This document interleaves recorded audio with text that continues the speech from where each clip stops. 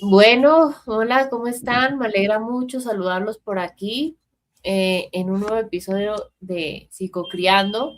Hoy entonces ya digamos que cerramos por completo este tema de acoso escolar y me pareció importante, digamos, traerle a alguien que trabaja de lleno en estos temas.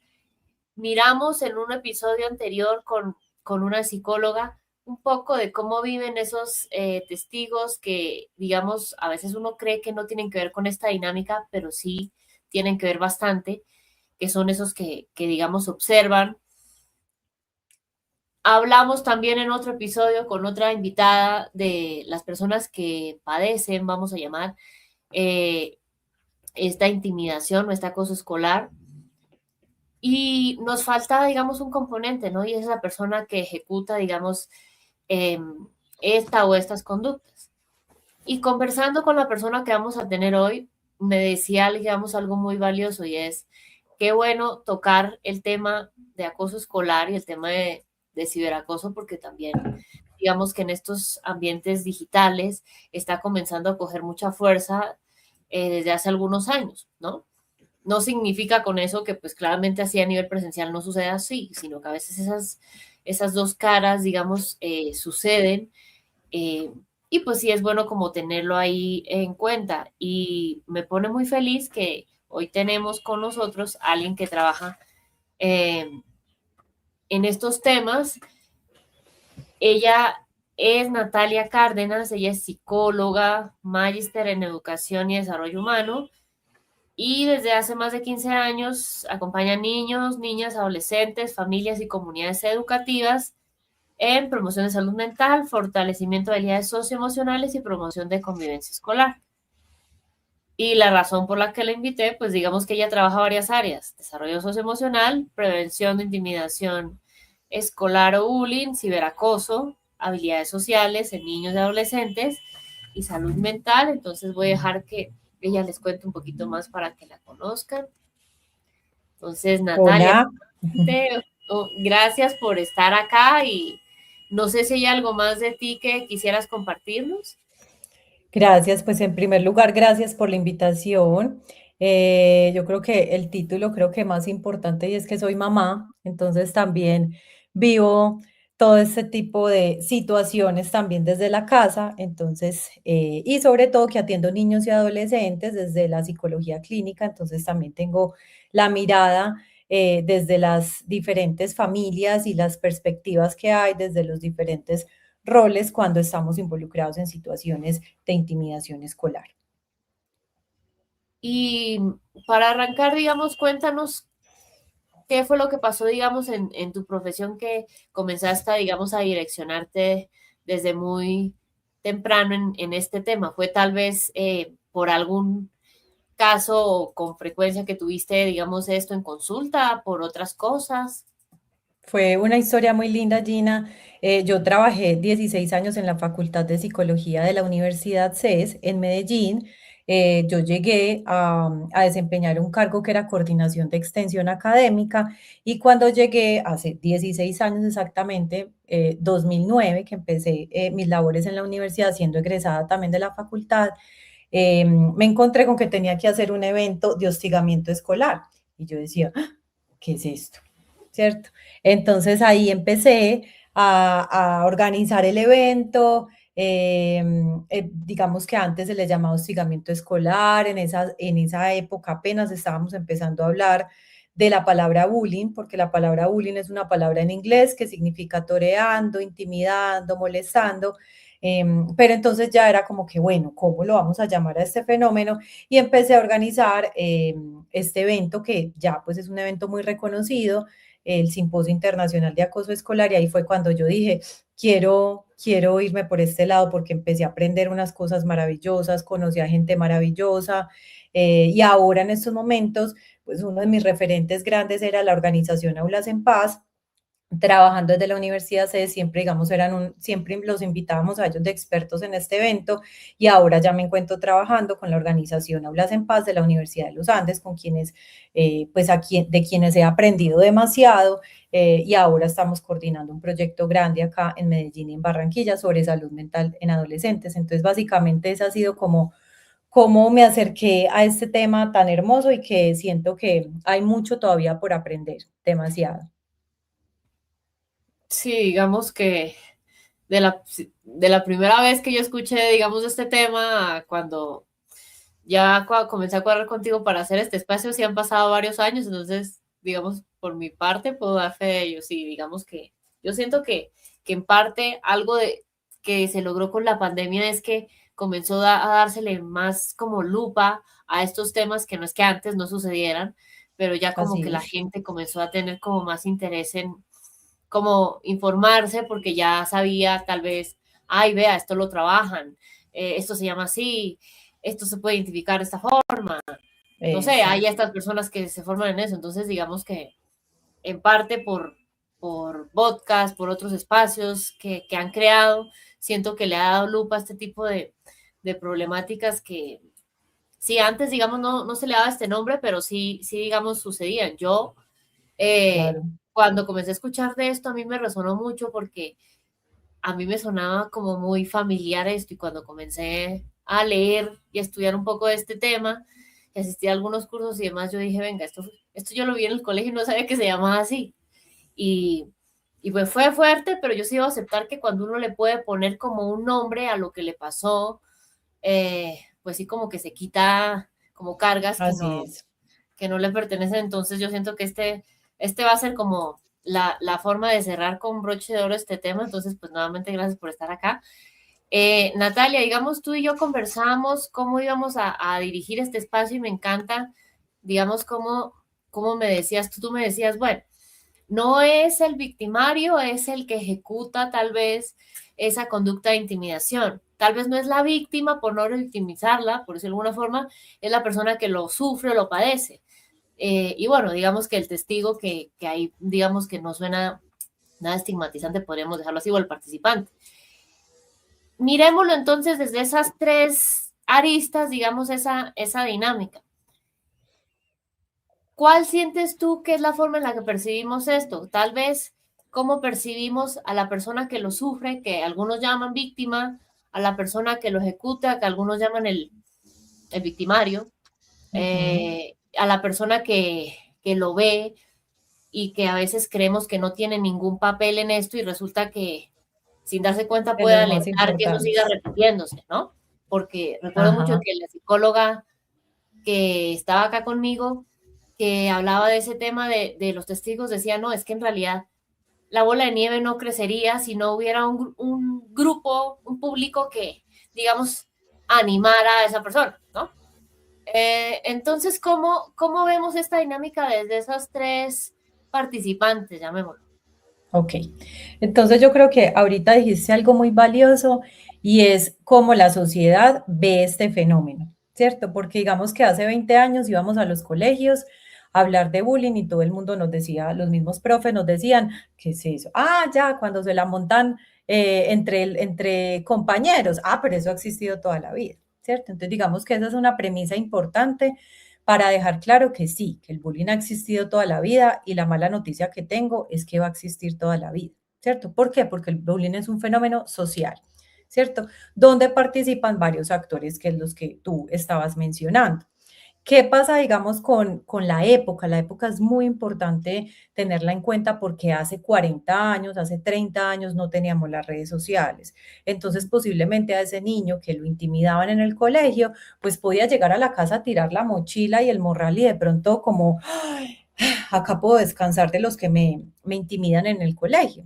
¿Qué pasa hoy en día? Pues realmente las situaciones pasan en el colegio y en 5 minutos están en Snapchat, en Instagram o en WhatsApp, porque pues Facebook es para viejitos, ¿cierto? No sé quiénes tenemos acá Facebook, pero ya ahí ya vamos revelando la edad.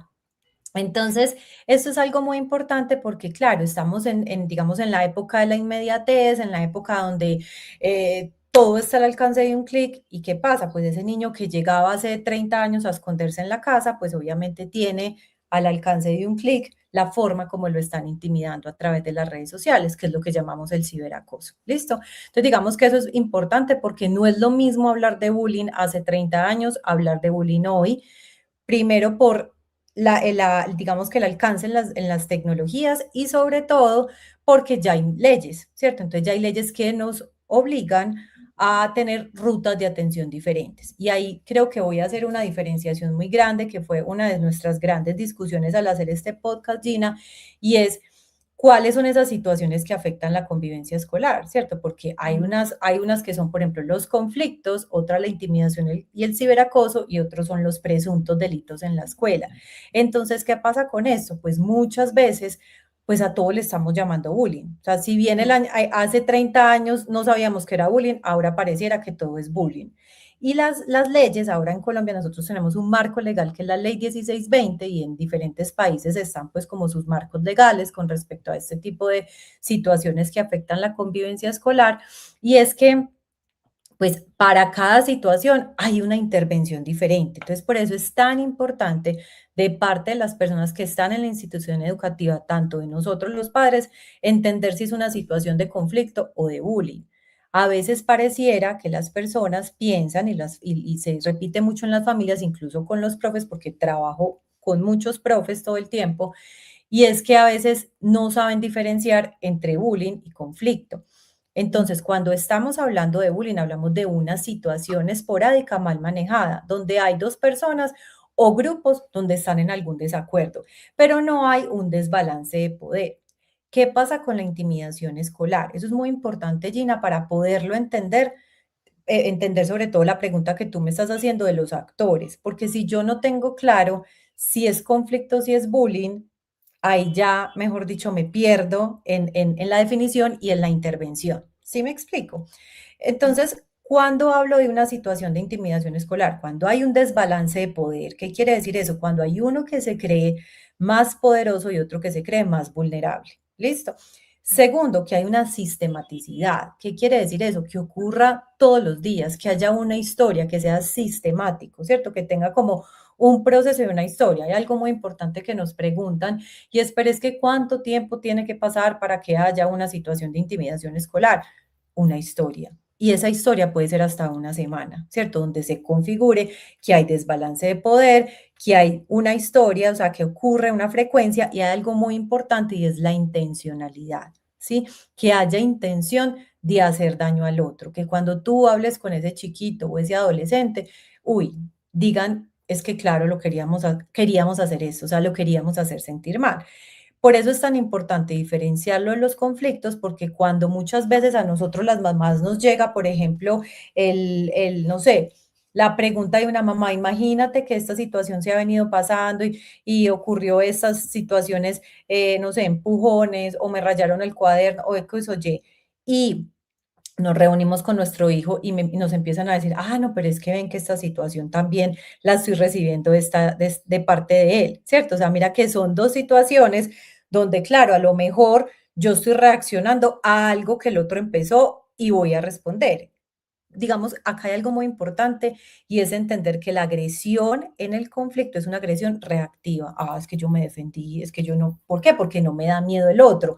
En cambio, la agresión en la intimidación escolar es una agresión proactiva. ¿Cómo así que proactiva? Es a través del otro. El que le está haciendo bullying, al que le están intimidando, no tuvo que hacer nada para que lo para que lo estén acosando o haciendo sentir mal.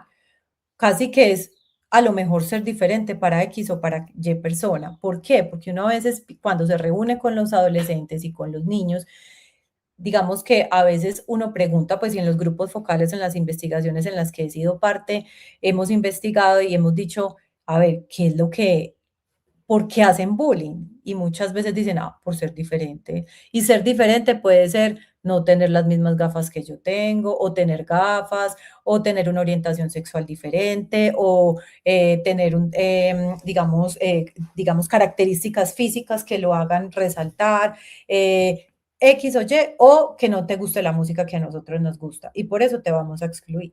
Listo, digamos que son formas o son, digamos que señales que nos van diciendo a nosotros que literal la intimidación escolar se va a dar porque es un fenómeno social y entonces ahí que es lo que tenemos que empezar a poner como la lupa en esos actores que tú ahorita estabas hablando. Teniendo en cuenta que la intimidación escolar es un fenómeno que está Primero rodeado por la ley del silencio. ¿Por qué? Porque es que qué susto decir, porque entonces a mí, por ejemplo, me lo han dicho en el consultorio, los mismos adolescentes, Nati, los sapos mueren estripados, ¿cierto? O sea, mejor dicho, literal, qué susto decir, porque es que esto, mejor dicho, se va a agrandar. Entonces hay ese miedo y esa percepción de ellos de, uy, si cuento, se va a empeorar la situación. Y los grandes o los adultos empeoran la situación. Eso es lo que a veces ellos piensan. Y hay algo muy importante, es que siempre la intimidación escolar siempre se resuelve por medio de un adulto, precisamente por ese desbalance de poder, diferente a los conflictos, porque en los conflictos uno puede también empoderarlos y decirles, ustedes pueden llegar a un acuerdo, pueden escuchar la percepción del otro, la perspectiva del otro, y creo que pueden llegar a acuerdos. Esas situaciones sí pueden manejarse los niños solitos, pero una situación de bullying no, porque hay un desbalance de poder. Entonces imagínate donde tú me estés haciendo bullying a mí y me digas, arréglelo por sí sola, pues obviamente yo me voy a sentir con demasiado miedo y no voy a ser capaz. Es lo más lógico. Y eso a veces es muy complejo de manejar con las familias, porque las familias a veces le dicen a los niños, pero es que defiéndase, pero es que mejor dicho, hoy porque, o sea, a mí me ha tocado y lo he escuchado en mi consultorio, de papás que le dicen, si usted no se defiende, el que le va a pegar soy yo. Y es súper complejo porque digamos que como se tiende a naturalizar tanto el bullying como si fuera un conflicto, es claro, es que tú te tienes que defender, es que lo que falta es defenderte, pero ahí no va la cosa. O sea, realmente, ¿cómo se rompe ese desbalance de poder? Con la autoridad y sobre todo con consecuencias y con acciones reparadoras, que yo creo que eso pues lo podemos hablar más adelante. Pero entonces me devuelvo a cuáles son los actores, porque mira que hiciste una pregunta y creo que necesitaba demasiado contexto para poder llegar a los actores. Cuando nosotros hablamos de actores, hablamos del niño, niña, adolescente que intimida, el que es intimidado y el que es testigo de la intimidación. Hay algo muy bonito que yo aprendí desde la investigación que hicimos en la Universidad CES y es que nosotros no hablamos ni de víctima, ni de victimario, ni de agresor, ni de intimidador, porque consideramos que darles el nombre de victimario, de víctima o de acosador, pues realmente es estigmatizar y contribuir como como a una etiqueta, ¿cierto? Es muy diferente decir, mi hija está haciendo bullying, mi hijo está siendo intimidado. ¿Para qué? Para darle responsabilidad a la acción y no a la persona. Porque mira, por ejemplo, cómo se han encargado los medios de comunicación, se han encargado de decirle matoneo. Entonces, si nosotros le decimos matoneo a este fenómeno, ¿cómo le tenemos que decir a este adolescente o a este niño que está haciendo bullying en primero, en segundo, en cuarto, en lo que sea? Matón. Realmente yo personalmente no estoy de acuerdo con eso porque siento que la escuela, precisamente una de las intenciones que tiene es aprender a convivir con otros. Y cuando aprendemos a convivir con otros, se pueden dar este tipo de situaciones.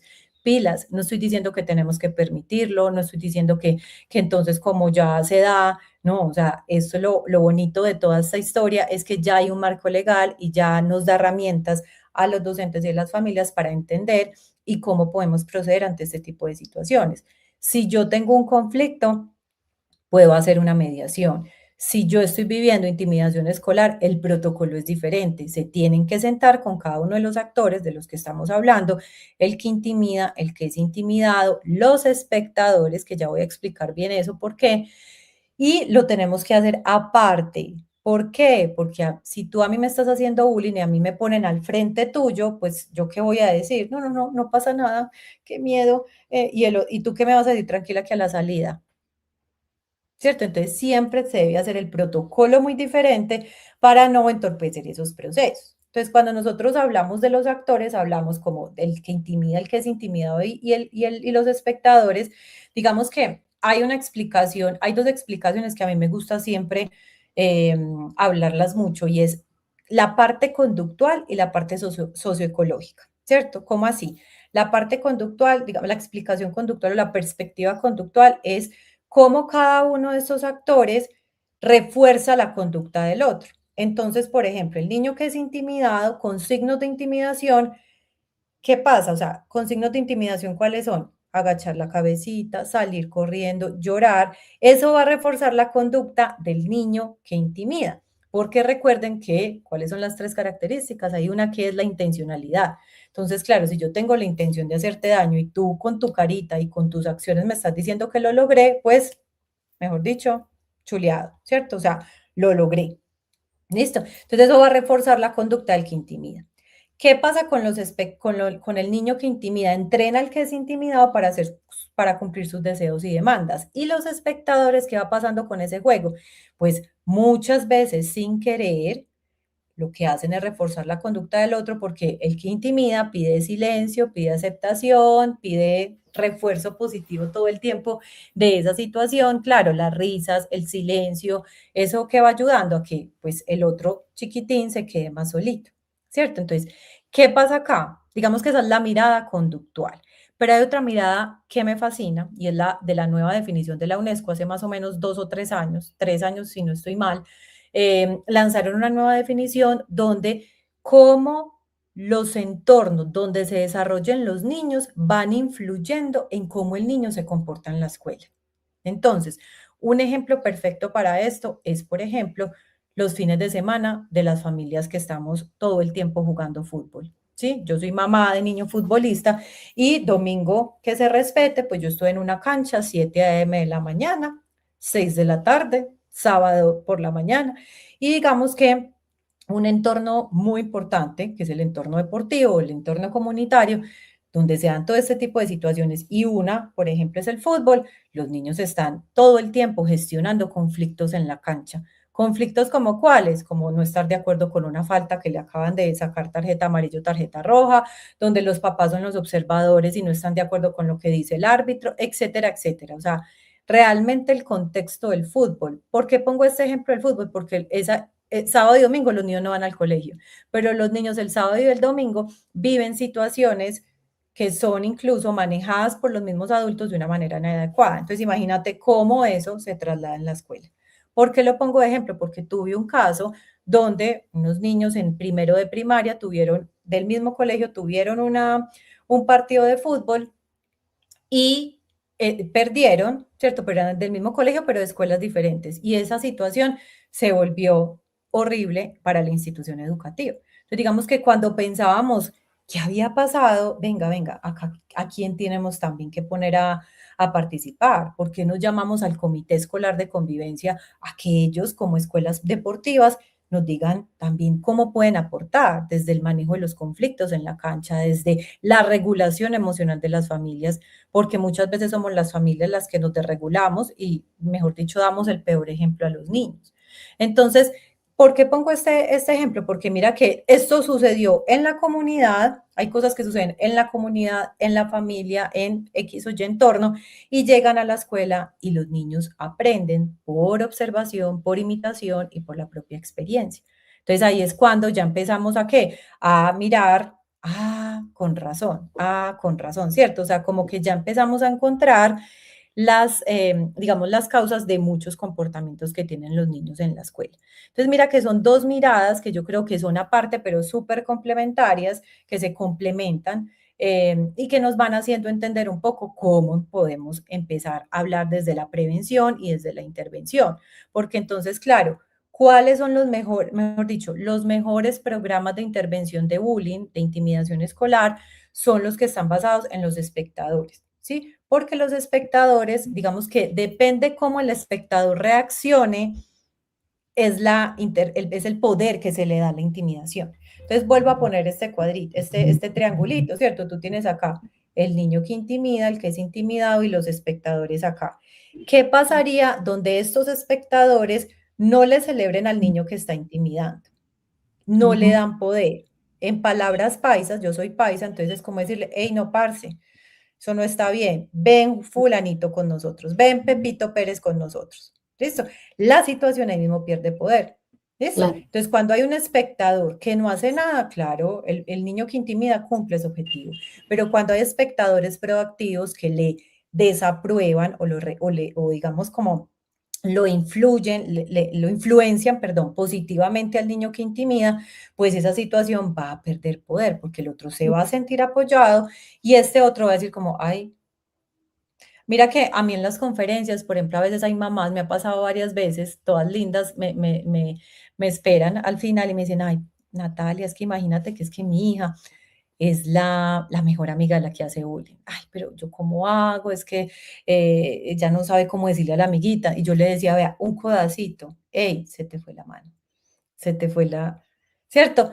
Esas son pequeñas señales que a mí, digamos, si yo soy la que está ejerciendo la intimidación y a mí mi mejor amiga me dice, hey, se te fue la mano, yo me contengo un poquito más, ¿cierto? No es que y más adelante, o sea, digamos que también uno con los adolescentes y con los niños tiene también que ser muy estratégico porque es difícil también parar, es difícil también decir, eso no está bien, o sea, eso está para personalidades que son, digamos, como que más un poquito que son más seguras y es fácil, es difícil, perdón, poner límite al otro, pero eso se va aprendiendo a través de lo que llamamos desarrollo socioemocional, que tiene que ser un continuo de muchas experiencias a través del currículo, a través de todo lo que estamos haciendo ahora desde la implementación de la Ley de Desarrollo Socioemocional en Colombia, que nos está obligando a las instituciones educativas ¿a qué? A empezar a sacar actividades y a de verdad desde una clase de matemáticas poder hablar de desarrollo socioemocional. No sé, estoy hablando mucho y no te dejé hablar. No, digamos, me encanta porque siento que, digamos, organizaste eso de una forma genial como para entenderlo súper bien. Y digamos lo que has dicho, siento que nos da como un esquema mental, por decirlo de alguna forma, muy claro de, pues primero en parte, porque yo anhelaba tenerte aquí. Y segundo, el por qué es importante, digamos, sí cambiar. Muchos dirán que suena cliché, pero yo siempre que puedo les digo que el objetivo de este podcast es ese, lograr una mirada más consciente sobre esta y otras situaciones. Y justo este año, cuando pensaba, bueno, ¿cómo podríamos tener sociedades más empáticas? Que era como el tema grande, yo pensaba, pues es que sí o sí, yo siento que bullying tiene que ser uno de los temas que se Total. trate para cambiarle un poco la mirada en especial, porque se le ve desde un lugar muy punitivo, ¿no? Si saco Así es. casi que releguemos y saquemos del colegio al que ejecute esa conducta y resulta que, pues, si no se hizo un trabajo, pues tristemente, pues él sin saber que eso estaba mal, pues en otro colegio, pues por tratar de pertenecer va a repetir eso y pues digamos que el problema no se va a resolver y son casos que yo he escuchado que han pasado por 4, 5 y más colegios y resultó que en todos tuvieron esa mirada, digamos, muy, muy negativa, muy punitiva, entonces sí, me parecía por eso importante. Hay algo que dijiste al final que, digamos, se enlaza muy bien con lo que quiero preguntarte y es, nos hablabas de la prevención y de la acción, que es un poco lo que vamos a hablar Ujú. hoy. Entonces, miremos primero esas familias que tal vez están escuchándote, Natalia, y dicen, venga, tal vez en nuestro hogar todavía nuestro hijo no ha vivido desde ninguno de esos tres lugares, porque tal vez no ha iniciado el colegio, ¿no? Va a iniciar. Ujú. Porque tal vez, por ejemplo, todavía no tiene redes sociales, entonces digamos que la posibilidad de que esto sea tan fuerte o se acentúe tanto, pues digamos que baja también. O porque tal vez yo asumo que literalmente nunca ha pasado y tal vez es que, digamos, tal vez no es que no haya pasado, sino que yo no me he enterado, ¿no? Entonces, tú me decías, Gina, enfocamos este episodio desde el tema socioemocional y me encanta porque tú Ujú. estás, digamos, es una de las áreas que tú trabajas. A nivel de habilidades socioemocionales, ¿qué pueden hacer las familias que te escuchan para prevenir, eh, pues en lo posible, claramente, Sí. que suceda esto que llamamos acoso, intimidación escolar o ese ciberacoso que tú ya nos dijiste? Digamos que acoso, vamos a decir que es como en el mundo presencial y ciberacoso es como en el mundo digital. Digital. Pero ¿qué Ujú. podrían hacer como para prevenir? Que tal vez qué habilidades tú sientes que les podría ayudar? Claro, mira, entonces cuando uno trabaja desarrollo socioemocional, uno puede trabajar, ¿cierto? Como desde lo cognitivo, desde lo emocional y desde lo comunicativo, que así lo trabajamos en Aulas en Paz. Entonces, digamos que cuáles son como las tres competencias socioemocionales más importantes para la convivencia escolar. La primera es la asertividad, la segunda es la empatía y la tercera es el pensamiento crítico. Si tenemos claro cuáles son esos actores, el niño que intimida, el que es intimidado y los espectadores, cada uno tiene una necesidad diferente. Por ejemplo, si hablamos del niño que intimida, ¿qué competencia, digamos, le serviría más aprender? La empatía. ¿cierto? El niño que es intimidado, la asertividad, porque la asertividad es la que nos ayuda a nosotros a poner límite, pero sin agresión, ¿sí? Y la tercera es el pensamiento crítico, que nos sirve incluso para todos, pero más con los testigos, porque los testigos son las personitas que están ahí mirando y entonces esta competencia lo que me hace a mí es como pensar, uy, esto está bien o esto está mal, ¿sí? Entonces, ¿cómo se empieza a trabajar todo eso? Sobre todo desde casa. Desde casa es muy importante. Miren, hay algo pues que siento que me lo ha dado también la experiencia como mamá, y es que uno nunca habla de bullying en la casa, ¿sí? O sea, uno habla de bullying o hasta que lo llamaron del colegio a decir que el hijo de uno estaba haciendo bullying, o o porque nuestro hijo todo el tiempo llega triste del colegio porque hay una situación de intimidación escolar. Porque yo no conozco el primer niño, y esto también lo digo en las conferencias y todo el mundo se ríe, y es yo no conozco el primer niño que llegue diciendo del colegio, ay mami, imagínate que hoy a Gina la encerré en el baño, le robé la lonchera, le rayé el cuaderno, la pateé, mejor dicho, hice esto. El último que se da cuenta es el papá. ¿Por qué? Porque, pues, qué susto decirle a mi mamá que yo estoy haciendo esto, ¿cierto? Entonces, hay algo muy importante y siento que esa historia me ayuda mucho para empatizar también con la familia del otro, porque uno siempre habla de empatía y qué tan lindo trabajar empatía con los niños, pero yo siento que los que más necesitamos hablar de empatía y trabajar la empatía somos las familias. Y te lo digo porque a mí me llega la familia, tanto del que es intimidado como del que intimida. O sea, no el mismo caso, ¿cierto? Sino que he tenido familias de los niños que intimidan donde me dicen, Natalia, yo no voy a una conferencia de bullying porque es que allá me mira todo el mundo feo. O sea, el año pasado hice un podcast muy, muy lindo con el Club del Caos y hablé mucho también desde ese lugar de los papás de los niños que intimidan. Y no te imaginas el montón de mamás que me escribieron, gracias por hablar por nosotros, gracias, porque claro, como mamás también nos sentimos señaladas y excluidas. Y a veces cuando yo doy conferencias en los colegios, el comentario que se viene es, y acá debería de estar esta persona, pero no vino. Mejor dicho, acá no están los que deberían estar y escuchar.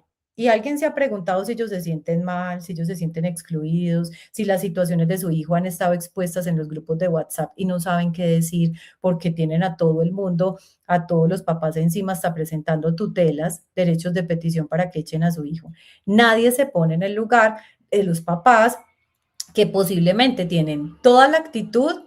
¿Por qué digo posiblemente? Porque también hay papás que dicen, eso es normal, no, pero es que eso es parte de la vida, sí, pero hay papás que yo recibo en mi consultorio que me dicen, Natalia, yo necesito que me ayudes a trabajar esto con mi hijo, porque no sé por qué él está pasando por eso. O sea, no entiendo por qué está haciendo bullying, no entiendo, y son familias funcionales.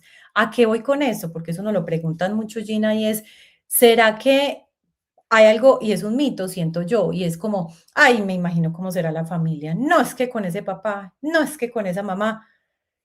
La funcionalidad familiar es un factor asociado a la intimidación escolar, pero no lo es todo. Eso es algo que nos tiene que quedar. ¿Listo? ¿Por qué? Porque conozco familias funcionales haciendo de todo para que su hijo también aprenda esas competencias socioemocionales. ¿Y eso qué quiere decir? Que todos tenemos que estar en la misma mirada. Si yo quiero que mi hijo sea empático, yo también tengo que ser empático por esa familia. Pero ¿qué es lo que pasa? O sea, estamos ahora, o sea, hay muchos de los casos que yo he acompañado en las instituciones educativas donde a veces la situación no progresa, el caso no mejora por la misma actitud de las familias, porque las mismas familias son, no se junte con ese niño, no es que esa mamá me cae súper mal, y a veces lo que hemos concluido, esto es de adultos, no es de niños. Y a veces lo hemos hablado con las mismas psicólogas. A veces los niños llegan con discursos de adultos a las instituciones educativas. O sea, el año pasado a una de mis pacientes, digamos que pues llegó por un caso donde ella estaba ejerciendo la intimidación y una niña le dijo, ay, pero tú no tienes problemas sociales, pues problemas de habilidades sociales, o sea, como un tema como de, a ver, esto de dónde viene, ¿cierto? Y a esta chiquita la empezaron fue muy interesante, por eso desde la investigación también decimos, los roles no son estáticos, o sea, siempre, así como yo puedo intimidar, yo puedo ser testigo de la intimidación y puedo ser intimidada. Por eso, por eso pasa mucho a veces que por fin le dio el golpe. Ah, y entonces el que era intimidado quedó también como acosador, ¿sí me entiendes? Hace muchos años, a mí no se me olvida uno de los primeros casos que yo recibí, un niño dejó, imagínense, de cirugía de mandíbula a otro niño. O sea, imagínense el golpe, ¿listo? Y esto pasó porque cuando yo voy ahondando con este chiquitín, es que hace 3 años me la viene montando. Entonces, ¿qué pasó? El niño que era intimidado, qué pena, ven y estalló. Entonces, por eso decimos que los roles no son estáticos.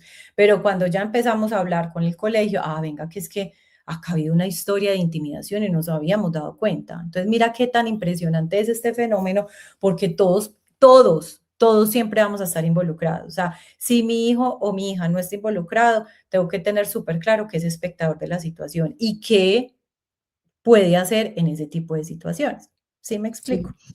Volviendo digamos, a esas competencias socioemocionales. ¿Qué pasa? O sea, ¿cómo hace uno para hablar de estos temas en casa? Hay algo tan importante y es que uno sabe quién invita a su hijo al cumpleaños, pero a quién no deja de invitar, uno nunca se da cuenta. O sea, uno siempre dice, me pongo el sombrero de mamá, ¿cierto? Acá estoy hablando con, ¿a quién quieres invitar al cumpleaños? Ay, mami, ta, ta, ta, ta, ta, ta, ta, ta. Y uno nunca dice, ay, ¿y a quién no? ¿Y a quién no vas a invitar? Ay, no, pero es que mami, es que él es más rarito. Ay, no, es que imagínate que es que miren que eso es información que nos va dando a nosotros para posiblemente entender que mi hijo está siendo parte de una situación donde a lo mejor yo no tenga control y no tenga conocimiento y él tampoco sepa cómo actuar, porque yo creo que siento y también trato como de decirlo mucho, Gina, y es que mi discurso no es a favor ni del que intimida, ni del que es intimidado, ni de los espectadores, o sea, yo creo que es a favor de todos. O sea, acá no es un problema de generar culpas. Yo siento que acá como papás tenemos la responsabilidad de entender cómo funciona esas dinámicas grupales y lograr desde nuestro poquito tiempo que a veces estamos en casa, porque a veces es que es el espacio en la comida, si es que cenamos juntos, o la llevada al colegio, o por la nochecita cuando los dormimos, son esos momentos de conversación donde son demasiado importantes para nosotros identificar esas señales. Entonces, por ejemplo, darle situaciones. Si ves que un niño o un amiguito se está llorando en una esquina, ¿tú qué harías?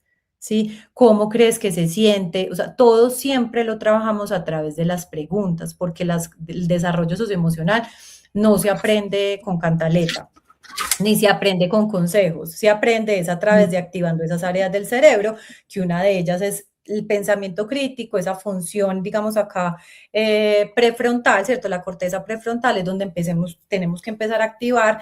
¿Para qué? Para que ellos empiecen, ay, ¿qué haría? Ay, no mami, yo creo que yo le ayudaría. Bueno, ¿y qué pasaría? ¿Quién crees que está solito en los descansos? ¿Cómo crees que se está sintiendo esa persona? ¿Cómo crees que se siente cuando alguien hace comentario hiriente sobre esta persona en TikTok, en Instagram? Porque Facebook ya dije que nada que ver, ¿cierto? Incluso hay algo muy importante y es que esto pues lo aprendí con los adolescentes que atiendo, y es que por Snapchat, por ejemplo, que es una de las plataformas, las aplicaciones que ellos más utilizan, eh, se pueden compartir la ubicación. Y entonces los papás son como, ¡ah! Sí, o sea, se pueden compartir la ubicación. ¿Y esto qué quiere decir? Esto cómo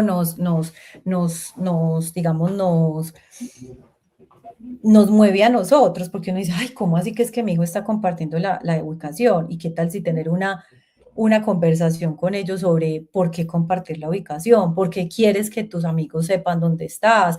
¿Por qué, cierto? ¿Dónde está el tema de seguridad? Porque eso lo vamos a hablar más adelante en el próximo podcast de riesgos digitales, y es cómo trabajamos esto del desarrollo socioemocional a partir de todo esto que nos está llegando pues hoy en día, ¿cierto? Porque, ¿qué pasa hoy en día? Pues efectivamente los niños están expuestos a videojuegos, las niñas, digamos, son más espectadoras de las redes sociales, entonces ya salió un estudio donde definitivamente hay una alta prevalencia de depresión y de ansiedad por este tema de las redes sociales. Entonces yo creo que es como, venga, no es prohibir, porque digamos que siento que las tecnologías tienen sus riesgos y oportunidades, y es entender los riesgos y hasta qué punto vamos acompañando al adolescente para que se vaya ya solito como un ciudadano digital que entienda lo que es la agencia digital, qué es la agencia digital, cómo me comporto en línea, cuál es mi responsabilidad como ciudadano digital, pero qué pasa si yo veo, mira, una conversación inadecuada, qué pasa si yo veo un montón de comentarios, soy capaz de bloquear la publicación, soy capaz de darle like, soy capaz de compartirla, soy capaz de comentar. Y eso tiene que ver con la conexión moral. Entonces, mira que son muchos temas, Dios mío, ya nos está acabando el tiempo, pero creo que es demasiado importante cómo logramos como transversalizar el desarrollo socioemocional, tanto para la intimidación escolar, esas situaciones de convivencia escolar desde lo presencial y desde el ciberacoso, que yo creo que eso también nos convoca a nosotros los adultos, porque realmente nosotros hoy en día, ¿por qué nos comportamos tan mal en redes sociales? Porque a nosotros nunca, nunca en la vida, digo yo, nos hablaron de ciberconvivencia. Y esta encuesta siempre la hago en mis conferencias. Hace poquito tenía una conferencia con los profes de un colegio y yo les decía, a ustedes les hablaron de ciberconvivencia en el colegio y nadie me levantó la mano. En No. la penúltima conferencia me levantó la mano una profe toda joven y yo, no, con razón, ¿cierto? Sí. Porque acababa de egresar, creo que estaba haciendo la práctica. Yo, miren, esto realmente nos dice el por qué. Es que a nosotros no nos enseñaron nada de empatía digital, nada de lo que se llama la gestión de la privacidad en línea. Entonces, si nosotros los adultos somos los encargados de acompañar a los adolescentes y a los niños en todo esto, es a veces muy complejo, porque por eso te decía, no se trata de prohibir, se trata de informarnos. Y yo como mamá también he Sí. tenido como esas discusiones con mi hijo que está más grandecito y es que yo le digo, a veces no le gusta y le parece muy incómodo el tema del control parental, el tema de los videojuegos, pero yo le digo, es que realmente yo estoy informada y tengo la responsabilidad de aplicar, mi amor, lo que tengo de información y eso se llama cuidarte. Entonces a veces te incomoda que yo te cuide, pero realmente es porque te amo y porque tengo que hacerlo. Entonces digamos que es como, digamos que al punto de llegar a acuerdos, pero acuerdos también que él se sienta acompañado y que también sienta que hay también reglas y hay límites, porque sí o sí más adelante va a tener todo el ciberespacio para él, pero ¿cómo lo voy a enseñar a que se comporte de esa manera, de una manera adecuada y ética en el ciberespacio, si lo podemos decir así, en el mundo Sí, digital? y Natalia, digamos, para poco a poco ir cerrando, cuéntanos, digamos, dos cosas. Primero, ¿hay algo adicional a ese tema de la empatía, de la asertividad, de ¿qué era la otra que tú dices? Del pensamiento crítico? Eh, Esas serían las habilidades socioemocionales que podríamos trabajar cuando ya, digamos, me entero que mi hijo hace parte de ese triángulo, sea porque tal vez en esta situación es el intimidado, es quien intimida o es el testigo o hay algo adicional. Y adicionalmente a eso, eh, para las personas que recién están escuchando este tema, y lo digo porque a veces uno, sí, cuando habla de estos temas, eh, a veces hay familias que como que se asustan, ¿no? Dicen, ay, no, pero es que, ¿por qué llamo a la desgracia? Por decirlo de una forma, digamos, como suave, ¿no? Pero lo dicen Ujú, como un poco ujú. más fuerte. No, mi hijo no va a vivir eso. Y pues digamos que eso es como si uno esperara que mi hijo nunca va a probar el dulce. Pues digamos que en un mundo ideal, muy rosa, pues no, sí, nunca lo va a probar. Sí, tal vez nunca Ujú, va a ver una pantalla. Pero en un mundo real, pues uno sí tiene que ser consciente que de una forma u otra va a pasar por esto. Puede que sea desde una cara o desde otra, ¿no? O vaya transformándose de acuerdo a la situación que viva, digamos, en su entorno escolar. Entonces, ¿qué mensaje? La segunda pregunta sería entonces, ¿qué mensaje le darías a las familias que recién están aproximándose a este tema para que no lo vean desde un lugar trágico y sepan que sí es importante informarse, digamos, en estos, pues para saber orientar a ese hijo desde antes sí, que esto suceda? No esperemos a que la olla explote para, ujú. digamos, abordar esto. Entonces, ¿qué me dirías tú de esos dos temas? Gina, mira, lo primero es tener súper claro que nadie se merece la intimidación escolar, o sea, nadie merece que le hagan bullying, o sea, nadie merece sentirse excluido, intimidado, maltratado en la escuela, porque hay algo muy importante que nos han dicho toda la vida y es que el bullying forma el carácter. El bullying no forma el carácter. ¿Qué sí forma el carácter? Los conflictos. Pero si esto nos pasó y si eso, y esto lo vamos a empezar a aplicar desde la familia, qué tan rico que podamos utilizar todos estos temas como una oportunidad para aprender a convivir con el otro. Si a mi hijo le hicieron bullying, ¿qué tengo que empezar a trabajar con él? Claro, puedo sacarlo del colegio, puedo demandar por medio del Ministerio de Educación, o sea, un montón de cosas que hay acciones y yo creo que tú puedes compartir las rutas de atención, pero ¿qué tiene que aprender mi hijo de todo esto? ¿Cierto? Entonces, habilidades sociales, asertividad, autoestima, porque claro, detrás de todo eso hay un montón de situaciones digamos, como de riesgos donde se empieza a afectar la autoestima. Entonces, ¿qué tengo que hacer? O sea, nadie se merece, y vuelvo a decir esto, o sea, no estoy diciendo que el bullying es una oportunidad, ¿cierto? Pero si mi hijo pasó por esa situación, ¿qué tiene que aprender y qué tenemos que aprender como familia? Porque de todo esto estamos aprendiendo todo el tiempo. Las instituciones educativas todo el tiempo están aprendiendo, que sí, que tienen deberes y tienen muchas obligaciones y responsabilidades con respecto al marco legal, pero les digo, o sea, definitivamente no sé, 10 años no teníamos la inteligencia artificial. ¿Y qué está haciendo hoy la inteligencia artificial? Les está ayudando a los adolescentes a hacer ciberacoso. Entonces, nos están llegando cosas que realmente no estábamos preparados para eso. O sea, a mí hace 3 años me llegó el primer caso de inteligencia artificial. Me llamaban de un colegio, Nati, tenemos un caso donde unos adolescentes le crearon con un no sé qué aplicación de inteligencia artificial, donde le crearon el cuerpo desnudo a unas niñas y lo viralizaron. ¿Y eso qué es? Entonces, ¿se llama qué? Eso ya es un delito. Entonces, miren que en muchas situaciones, esto ya se llama material de explotación de niños y adolescentes, y esto ya es un delito, ya no se le llama pornografía infantil, sino material de explotación sexual. Entonces, mira que a veces a las instituciones educativas y a los que supuestamente sabemos, porque yo en este tema, si bien yo llevo 16 años en todo este tema, sigo aprendiendo todos los días y sigo aprendiendo de cómo intervenir, porque es que la inteligencia artificial nos está jugando también unas malas, ¿cómo se dice eso? Sí, pues como malas pasadas, no sé, o sea, como que definitivamente estamos también aprendiendo todos los días y sobre todo que siento que lo que más funciona y el éxito en todo ese tipo de procesos también siento que es la actitud de las familias y la actitud de los colegios, porque una cosa es cuando un rector, una rectora también acepta que se equivocó, digamos que la intervención es maravillosa, independientemente de lo difícil que pueda ser gestionar este tipo de situaciones en la institución educativa. Pero cuando hay un rector, una rectora que dice, uy, sí, definitivamente nos equivocamos y dijimos que esta situación era una situación de conflicto y no era de bullying, y ratifico que es de bullying. Y de verdad que admiro demasiado a esos rectores porque me han tocado. Como hay otros rectores que dicen, no, no, no, el bullying no existe. Mejor dicho, acá en este colegio, mejor dicho, cuidado. No, el bullying va a existir toda la vida, eso tiene que tener claro, tiene que quedar claro. ¿Y qué pasa? Listo, ¿qué estamos haciendo desde mi liderazgo educativo para que estas situaciones no pasen y cómo las intervengo de una manera inmediata?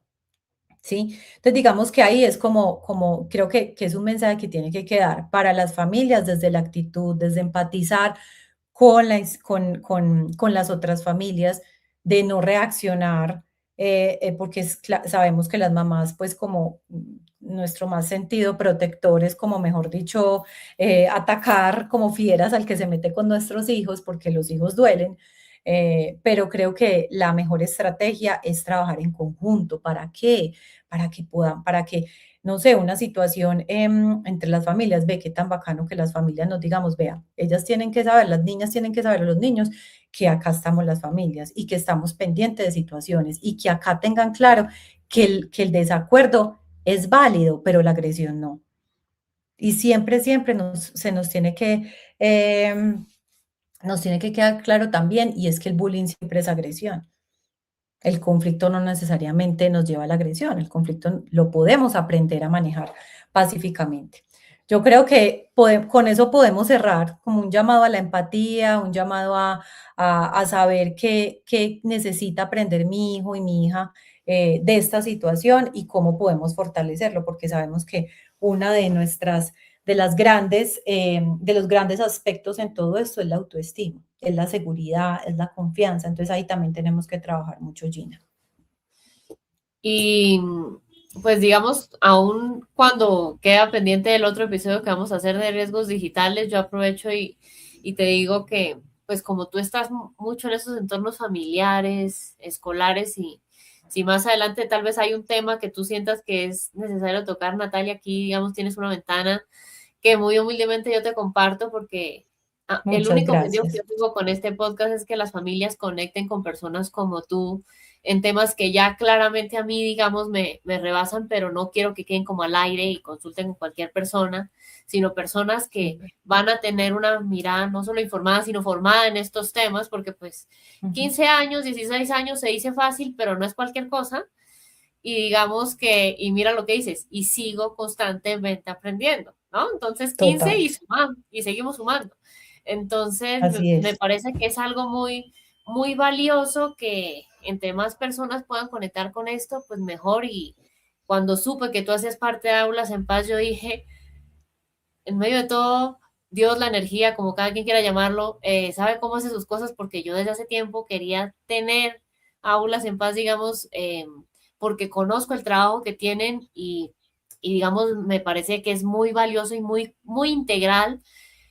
Digamos, con esto cierro y es que Natalia nos hizo el favor de compartirnos algunos materiales que tienen en Aulas en Paz, que Claro yo que les sí. voy a dejar en la descripción de este episodio si lo ven en YouTube, ahí va a quedar ese material, digamos, si lo escuchan en otra plataforma, vayan a ver el episodio en YouTube, que ahí va a quedar ese material, es gratuito para que puedan, digamos, tener como herramientas útiles que pues personas como Natalia ahí en Aulas en Paz le arman en estos temas. Yo he visto esos materiales y son, digamos, súper, súper didácticos, Maravilloso. muy, muy sencillos para usar, entonces pueden ser una herramienta muy útil y les cuento, si recién se suman a este podcast, que ya hicimos otros 2 episodios relacionados a este tema para que vayan y los escuchen, desde donde estén escuchando este episodio, pues ahí se los comparto.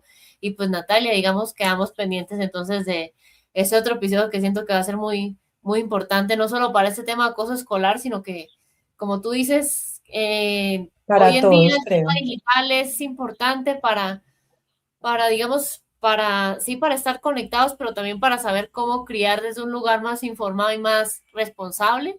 Entonces, muchas gracias, digamos, por estar acá y bienvenida siempre, Natalia.